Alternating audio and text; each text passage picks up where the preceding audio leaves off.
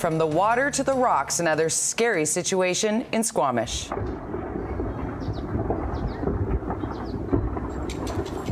That is how it looked and sounded as a massive chunk of granite fell from Squamish Chief. The slab is estimated at 1,000 cubic meters. It tumbled from the north face of the Chief yesterday before noon, possibly destabilizing other rocks on the way down. 4 climbers were in the area during the slide, but they were found safe. It's not believed anyone is missing or hurt, but the area is too unstable for a full ground search. First thing that comes to your mind, of course, is everyone knows climbers in town, and you think about, are people hurt, and you worry if people are hurt, and we're still trying to figure that out. Meanwhile, air quality in Squamish is now considered safe. The advisory issued in response to Thursday's massive fire has been lifted. The blaze destroyed the east dock at Squamish terminals, sending thick smoke across the area. As of yesterday afternoon, crews were still putting out hotspots. There's only 3 ports on the province on the coast, so it's very strategic from a provincial perspective as well.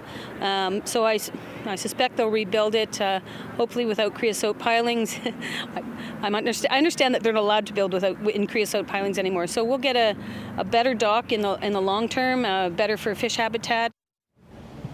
While the cause has not yet been determined, there have been suggestions an electrical problem may have sparked the fire. Surrey RCMP are concerned about retaliation after the latest shooting in that city. This attack has claimed the life of a 22-year-old. This is way more than gunplay at this point. It's gone to murder. And we're just appealing to you to take no more lives. Arun Baines was gunned down at 126th Street and 88th Avenue early yesterday. He was rushed to hospital where he later died. Surrey RCMP are connecting the murder to an ongoing turf war among low-level drug dealers in the city. These young men are absolutely reckless. They're careless. They have absolute disregard for public safety, and they do not want to help the police. There have been over 20 shootings in the last month and a half in Surrey and Delta. Many are being tied to the turf war. Last week, Surrey RCMP released names and photos of those involved, most of the victims who survived attacks. But investigators say they are not cooperating. A public forum will be held tomorrow night to address the violence. Homicide investigators are looking into the death of a man at a Surrey house. The 57-year-old was found by his roommates on Saturday. The discovery follows an altercation at the house a day earlier. Another man was taken into custody on scene and later released. Much lighter fare now, even though it features lots of sore hammies, quads and cabs around Metro Vancouver this morning. The 2015 edition of the city's biggest race is in the books.